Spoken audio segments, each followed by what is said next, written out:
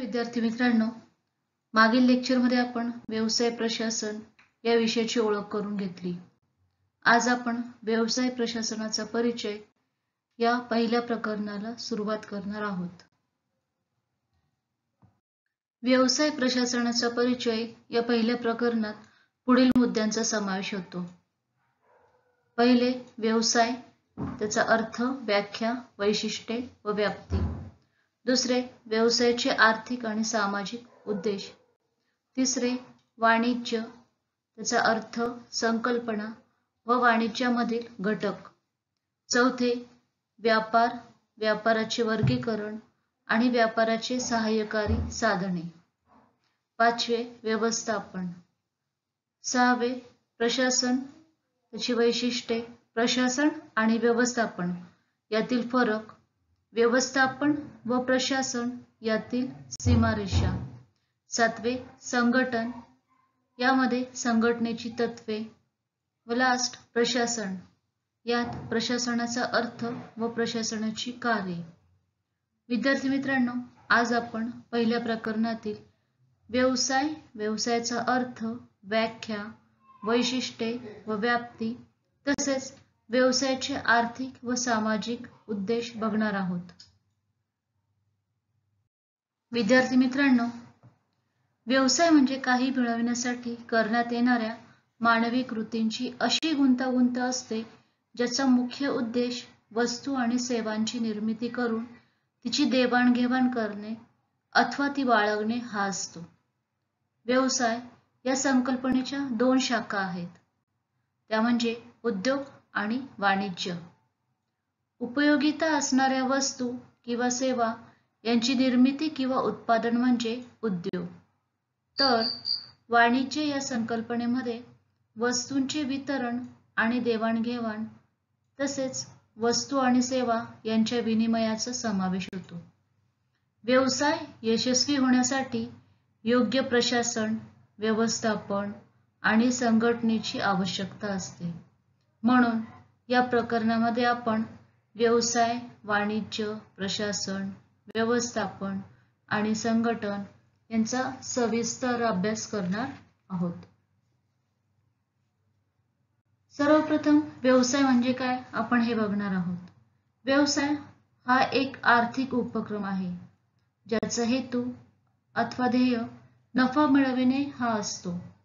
व्यवसाय या संज्ञेमध्ये वस्तू आणि सेवा यांचे उत्पादन आणि वितरण याच्याशी संबंधित सर्व कार्यांचा समावेश होतो। व्यवसाय या संज्ञेच्या दोन शाखा ज्या उद्योग आणि वाणिज्य या आहेत। व्यवसायाच्या अर्थामध्ये आपल्याला असे सांगता येईल की दैनंदिन जीवनामध्ये व्यवसाय, वाणिज्य, व्यापार आणि उद्योग या संज्ञा समानार्थी म्हणून वापरल्या जातात। मात्र प्रत्येक संज्ञेला विशिष्ट अर्थ आहे, तो अर्थ आधी आपण समजून घेणार आहोत। व्यवसाय ही संज्ञा बिझनेस या इंग्रजी शब्दावरून घेतलेली आहे। बिझनेस म्हणजे बिझी म्हणजेच व्यग्र अशी असण्याची अवस्था म्हणजे नेस। जेव्हा एखादी व्यक्ती पैसे मिळवण्याच्या कार्यात व्यग्र किंवा मग्न असते तेव्हा ती व्यवसाय करते असे शास्त्रीय परिभाषेत म्हणता येईल। व्यवसाय या संज्ञेत वस्तू व सेवा यांचे उत्पादन किंवा निर्मितीपासून त्यांच्या खरेदी विक्रीपर्यंत आवश्यक असणाऱ्या सर्व कार्यांचा अंतर्भाव होत असतो।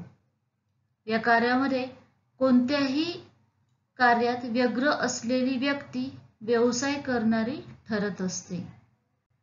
व्यवसाय या शब्दाला गणिती समीकरणात खालीलप्रमाणे सांगता येईल। व्यवसाय बरोबर उत्पादन अधिक वितरण।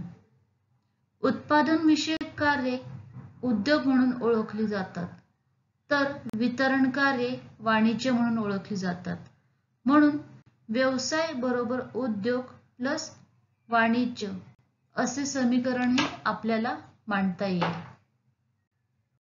विद्यार्थी मित्रांनो, सर्वप्रथम आपण व्यवसाय म्हणजे काय याची व्याख्या बघणार आहोत। प्राध्यापक हॅने यांच्या मतानुसार वस्तूंच्या खरेदी विक्रीद्वारे संपत्ती निर्माण करण्यासाठी किंवा संपादन करण्यासाठी ज्या मानवी क्रिया घडतात त्यास व्यवसाय असे म्हणतात. दुसरी व्याख्या जेम्स स्टीव्हन्सन यांच्या मते, मानवी गरजांची पूर्तता करून नफा कमविण्याचा व संपत्ती मिळवण्याच्या उद्देशाने केलेली वस्तू व सेवा यांची नियमित निर्मिती किंवा खरेदी विक्री म्हणजे व्यवसाय होय. तिसरी व्याख्या उर्विक आणि हंट यांच्या मते, व्यवसाय म्हणजे अशी कोणतीही संस्था जी कोणतीही वस्तू व सेवा तयार करून समाजातील इतर लोकांच्या गरजांप्रमाणे पुरविते आणि असे लोक त्यासाठी किंमत देण्यासही तयार असतात. वरील सर्व व्याख्यांवरून आपल्याला असे सांगता येईल की व्यवसाय हा एक आर्थिक उपक्रम आहे की ज्याचा हेतू हा मानवी गरजांच्या पूर्ततेप्रमाणे वस्तूंची निर्मिती करून त्यांच्या देवाणघेवाणीद्वारे किंवा विक्रीद्वारे नफा कमाविणे हा असतो.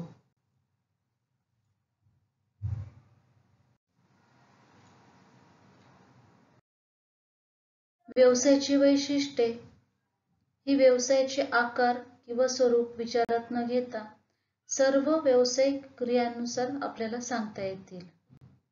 पहिले वैशिष्ट्य वस्तू व सेवांचे उत्पादन. उत्पादन हे व्यवसायाचे मूलभूत वैशिष्ट्य आहे. व्यावसायिक उत्पादक घटकांना एकत्र आणून नफा मिळविण्यासाठी धोका पत्करतो. व्यवसायात केवळ वस्तूंचेच उत्पादन होत नाही तर विमा, बँकिंग, वाहतूक या गोष्टीही या सद्दीत येत असतात. दुसरे वैशिष्ट्य विक्री किंवा वस्तू सेवांचे हस्तांतरण.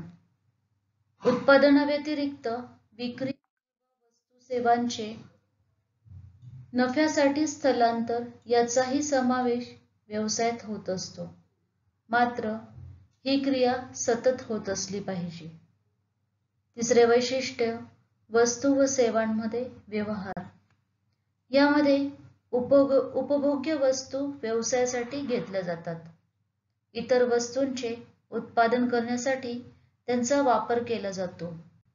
व्यवसायात मूर्त किंवा अमूर्त वस्तू सेवांचा समावेश होत असतो.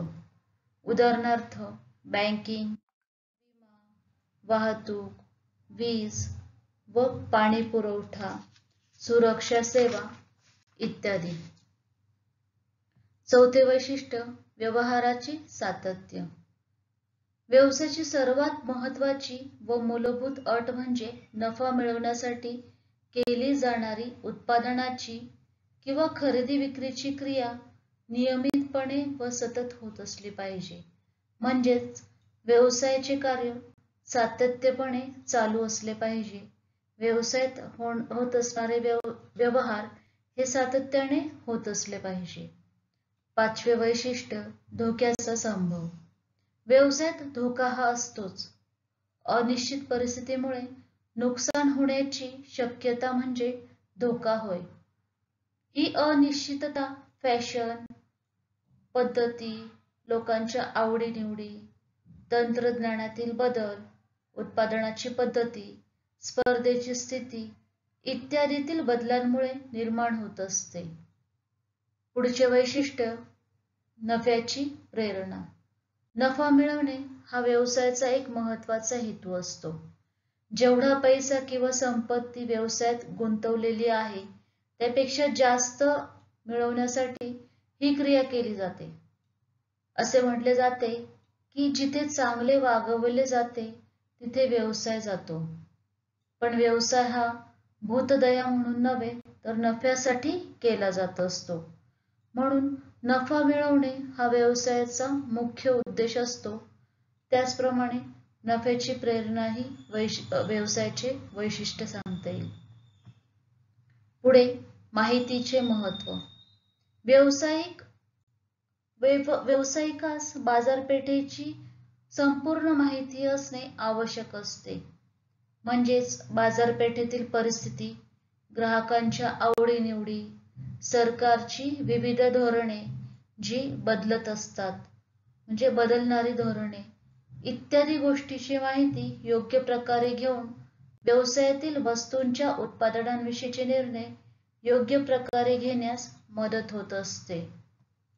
पुढे परिवर्तन. परिवर्तन किंवा बदल हा प्रत्येक व्यवसायामध्ये होत असतो. बाजारपेठेत सतत वेगवेगळे बदल होतच असतात. ग्राहकांच्या आवडीनिवडी, फॅशन, बाजारपेठेतील नवीन उत्पादनांचे आगमन यासारख्या गोष्टींमध्ये बदल हा होतच असतो. त्याला अनुसरूनच व्यावसायिकास व्यवसायाच्या धोरणात बदल करावा लागत असतो, म्हणजेच परिवर्तन स्वीकारावे लागत असते. नवे वैशिष्ट्य, उत्पादनांची विविधता. व्यवसाय संस्थेला नवनवीन उत्पादने बाजारात आणून त्यांना सतत मागणी राहण्यासाठी प्रयत्न करावे लागत असतात. बऱ्याच वेळा एखादी वस्तू ग्राहकांच्या दृष्टीनेही उपयोगाची नसते, त्यामुळे त्या वस्तूची मागणी कमी होऊ शकते. नवीन उत्पादने बाजारपेठेत आणल्यामुळे ज्या वस्तूला कमी मागणी आहे अशा वस्तूंच्या ऐवजी नवीन उत्पादनांचा खप होऊ शकतो. त्यामुळे उत्पादनाची विविधता ग्राहकाला मिळत असते. 10वे वैशिष्ट्य, तीव्र स्पर्धा.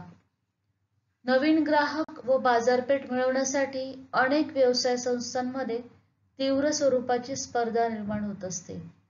त्यामुळे दर्जेदार माल परवडेल अशा किमतीला ग्राहकांना विकून त्याचे जास्तीत जास्त समाधान करण्याचा प्रयत्न व्यापारी संस्था ह्या करत असतात.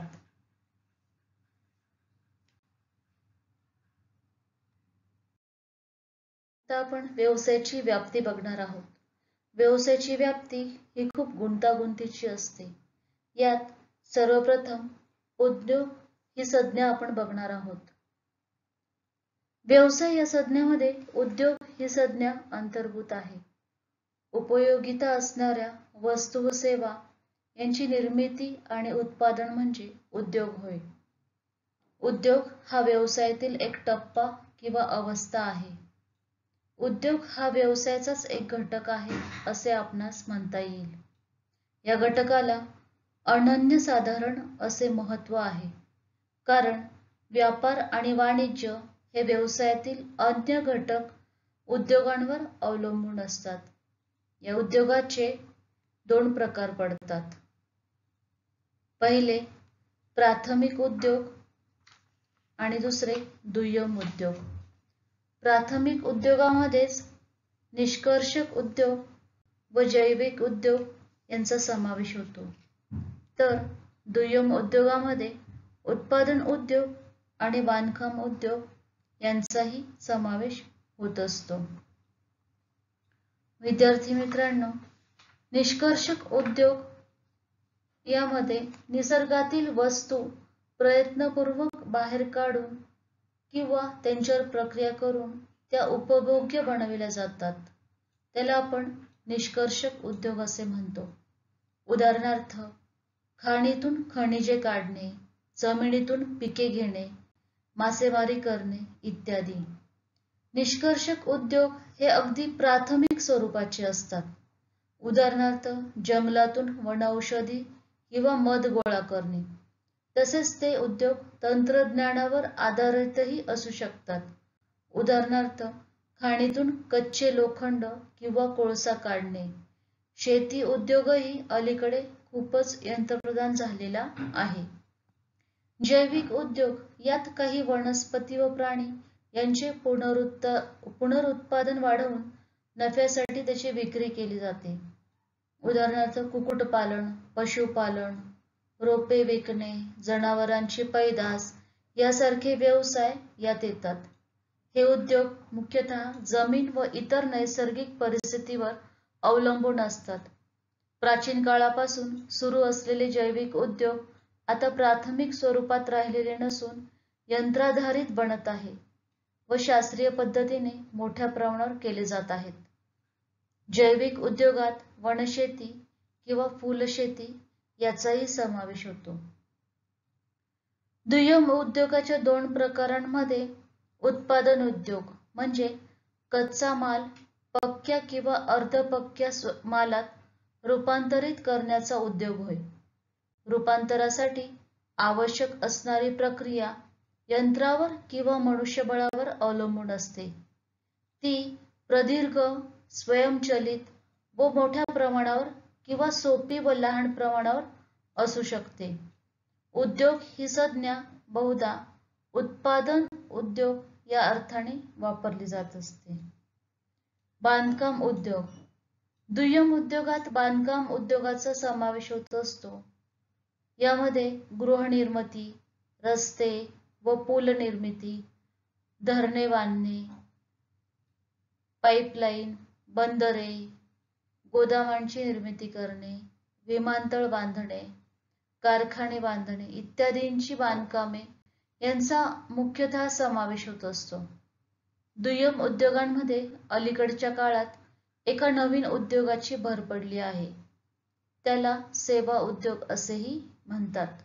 यामध्ये माहिती दळणवळण, वाहतूक, वित्त, कायदा, वैद्यकीय करमणूक, क्रीडा इत्यादींशी संबंधित असंख्य सेवा यांचा समावेश होत असतो. या उद्योगांचे स्थान दिवसेंदिवस महत्त्वपूर्ण ठरत आहे. मित्रांनो, व्यवसाय या संज्ञेमध्ये वाणिज्याचाही समावेश होत असतो. यामध्ये वस्तू व सेवांच्या उत्पादन ठिकाणापासून उपभोग ठिकाणापर्यंतच्या अविरत सुरळीत प्रवाहासाठी लागणाऱ्या सर्व प्रकारच्या क्रियांचा समावेश वाणिज्यामध्ये होतो. यात वाहतूक, विमा, बँकिंग, साठवण, वित्तपुरवठा इत्यादी क्रिया येत असतात. वाणिज्यामध्ये व्यापार व व्यापारास सहाय्यभूत गोष्टींचा समावेश होत असतो. व्यापारामध्ये खरेदी विक्री व वस्तूंच्या विनिमय या क्रिया येत असतात. त्यात देशी किंवा अंतर्गत व्यापाराचा समावेश होतो. देशी किंवा अंतर्गत व्यापार म्हणजे एखाद्या राष्ट्राच्या सीमेच्या आत जी खरेदी विक्री होते तो अंतर्गत व्यापार होय. व्यापाराचे घाऊक व्यापार व किरकोळ व्यापार असे दोन प्रकार पडतात. घाऊक व्यापारात मोठ्या प्रमाणावर खरेदी विक्री होते. घाऊक व्यापाराची उत्पादकाकडून मोठ्या प्रमाणावर खरेदी करतो आणि किरकोळ व्यापाऱ्यांना थोड्या प्रमाणावर विक्री करतो. कारखानदार व किरकोळ व्यापारी यामधील महत्त्वाचा दुवा म्हणजे घाऊक व्यापारी होय. किरकोळ व्यापारी, घाऊक व्यापारी व ग्राहक यांच्यामधील दुवा असतो. घाऊक व्यापाऱ्याकडून मोठ्या प्रमाणावर वस्तू खरेदी करून ती ग्राहकांना लहान प्रमाणात विकत असतो. किरकोळ व्यापारी हा वितरण व्यवस्थेतील शेवटची साखळी होय. परदेशी आणि आंतरराष्ट्रीय व्यापार. यामध्ये राष्ट्रांच्या सीमांपलीकडे वस्तू व सेवांचा विनिमय आंतरराष्ट्रीय व्यापारात होत असतो. परदेशी व्यापारात आयात, निर्यात व पुनर्निर्यात व्यापार या गोष्टी येतात. आयात व्यापार म्हणजे देशी किंवा उपभोगासाठी परदेशातून विकत घेतलेला माल. निर्यात व्यापार म्हणजे देशी वस्तूंना परदेशांना विकणे किंवा परदेशात देशी वस्तूंची विक्री करणे होय. पुनर्निर्यात व्यापार म्हणजे आयात केलेली वस्तू प्रक्रिया करून किंवा प्रक्रिया न करता पुन्हा दुसऱ्या देशाला निर्यात करणे याला पुनर्निर्यात व्यापार असे म्हणतात. पुढे व्यापाराची अनुषंगिक आणि सहाय्यकारी साधने. वाणिज्य संज्ञेत केवळ व्यापाराचा समावेश नसतो तर व्यापाराची सहाय्यकारी साधने यांचा सुद्धा समावेश होत असतो. ही साधने मुख्यतः विविध प्रकारच्या सेवा व वस्तूंमुळे व्यापारातील विविध अडथळे किंवा अडचणी दूर होत असतात. व्यापारात खरेदी विक्री व्यवहार होत असताना येणारे विविध अडथळे दूर करणाऱ्या घटकांना व्यापाराची अनुषंगिक किंवा सहाय्यकारी साधने असे म्हणतात. ही साधने म्हणजे वाहतूक, जाहिरात व प्रसिद्धी, गुदामे व शीतगृहे, बँक सेवा, पोस्ट सेवा इत्यादी सारख्या सेवांचा अंतर्भाव यात होत असतो. या साधनांमुळे स्थळ आणि काळ उपयोगिता निर्माण होत असते. व्यवसाय ही सामाजिक आर्थिक व्यवस्थेत कार्यरत असणारी एक आर्थिक संस्था आहे. त्यामुळे व्यवसायाची उद्दिष्टे निश्चित करत असताना ती प्रचलित पर्यावरणाचा विचार करून निश्चित केली जातात. इतर संस्थांप्रमाणेच व्यवसायाचे एकच उद्दिष्ट असण्यापेक्षा अनेक उद्दिष्ट असतात. व्यवसायाच्या उद्दिष्टांचे स्वरूप बहुविधी असते. व्यवसाय हा अनेकविधी उद्दिष्टांची पूर्ती करण्यासाठी स्थापन केलेला असतो. व्यवसायाची ही विविध उद्दिष्टे पुढील प्रमाणे वर्गीकृत केलेली आहे. संघटनात्मक उद्दिष्टे, आर्थिक उद्दिष्टे, सामाजिक उद्दिष्टे, मानवी उद्दिष्टे व राष्ट्रीय उद्दिष्टे. यामध्ये सर्वप्रथम संघटनात्मक उद्दिष्टे. संघटनात्मक उद्दिष्टे म्हणजे व्यवसायाची इतर अनेक उद्दिष्टे प्राप्त करण्याचा एक प्रकारचा पाया असतो. ती इतर उद्दिष्टे म्हणजे उत्तरजीवित व टिकाऊ उद्दिष्ट की ज्यामध्ये व्यवसाय संस्था आपले अस्तित्व टिकवण्यासाठी प्रयत्न करत असते. गुंतवणुकीवर परतावा मिळवण्याचे उद्दिष्ट की ज्यात व्यवसाय संस्थेने व्यवसायात जेवढी गुंतवणूक केली असेल ती परत मिळवण्याचं व्यवसायाचं महत्त्वाचं उद्दिष्ट असतं. म्हणजेच नफा मिळवण्यासाठी व्यवसाय संस्था प्रयत्न करत असते. पुढे वृद्धी आणि वैविध्यीकरण हे व्यवसायाचं एक महत्त्वाचं उद्दिष्ट सांगता येईल की ज्यात व्यवसाय संस्था व्यवसायाच्या वृद्धीवर भर देत असते. पुढे नवनिर्मिती. पीटर ड्रकर यांच्या मते व्यवसायाच्या हेतूची एकच एक वैध अशी व्याख्या म्हणजे ग्राहक निर्माण करणे आणि ग्राहक निर्माण करणे हा हेतू असल्याने संस्थेचे फक्त दोनच कार्य असतात, ती म्हणजे विपणन आणि नवनिर्मिती. नवनिर्मितीमधून विविध परिणाम दिसून येत असतात. पुढे बाजारपेठेतील वाटा म्हणजे व्यवसाय संस्थेला बाजारपेठेतील भाग टिकवून ठेवणे किंवा त्यात वाढ करणे हे महत्त्वाचे उद्दिष्ट आहे असे सांगता येईल. पुढे आर्थिक उद्दिष्टे. व्यवसाय ही एक आर्थिक कृती आहे, त्यामुळे व्यवसायाचे मुख्य उद्दिष्ट आर्थिक असणे साहजिक आहे. आर्थिक उद्दिष्टामध्ये नफा मिळविणे, ग्राहक मिळविणे व नवनिर्मिती करणे ही महत्त्वाची उद्दिष्टे सांगता येतील. पुढे सामाजिक उद्दिष्टे. सामाजिक उद्दिष्टांमध्ये दर्जा राखणे, संशोधन आणि विकास, समाज कल्याण, विक्रेतर सेवा, शिक्षण, प्रशिक्षण, रोजगार निर्मिती, गुणवत्ता या उद्दिष्टांचा समावेश असल्याचे आपल्याला दिसून येते. पुढे मानवी उद्दिष्टे. व्यवसायाची मानवी उद्दिष्टे पुढील प्रमाणे सांगता येतील. कामाचे समाधान. यात व्यवसाय संस्थेतील काम किंवा आव्हानात्मक कसे बनवता येईल यावर भर दिला जातो. प्रत्येक व्यक्तीला कामाचे समाधान मिळाल्यास ते काम अधिक चांगल्या प्रकारे करत असतो. म्हणून विशिष्ट कामासाठी योग्य व्यक्तीची निवड केल्यास त्याला कामाचे समाधान मिळत असते. पुढे मानवी संसाधनांचा विकास साधणे हेही महत्त्वाचे उद्दिष्ट आपण सांगू शकतो.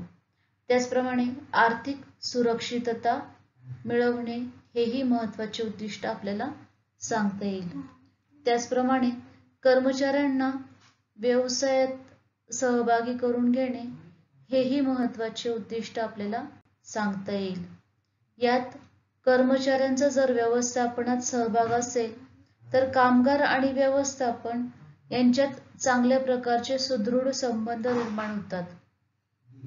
म्हणून व्यवसाय संस्था हे उद्दिष्ट साध्य करण्यासाठी प्रयत्न करत असते. पुढे राष्ट्रीय उद्दिष्टे.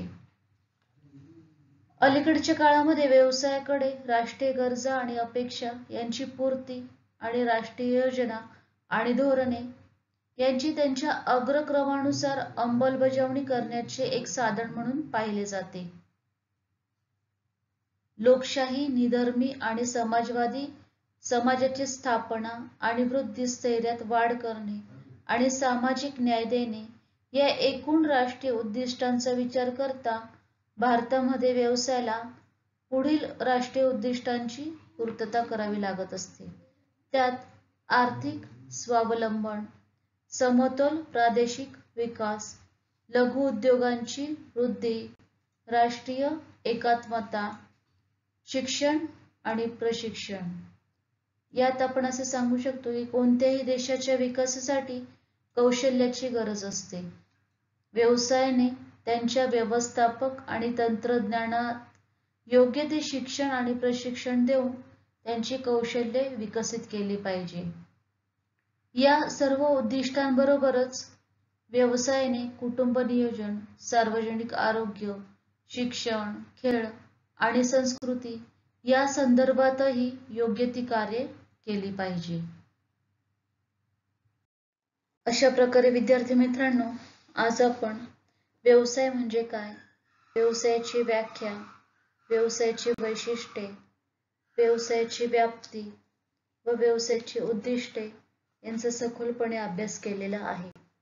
पुढील लेक्चरमध्ये आपण वाणिज्य म्हणजे काय, वाणिज्याची व्याख्या, वाणिज्यातील विविध घटक, तसेच प्रशासन म्हणजे काय, प्रशासनाची व्याख्या, प्रशासनाची वैशिष्ट्ये व प्रशासनाची कार्य यांचा अभ्यास करणार आहोत.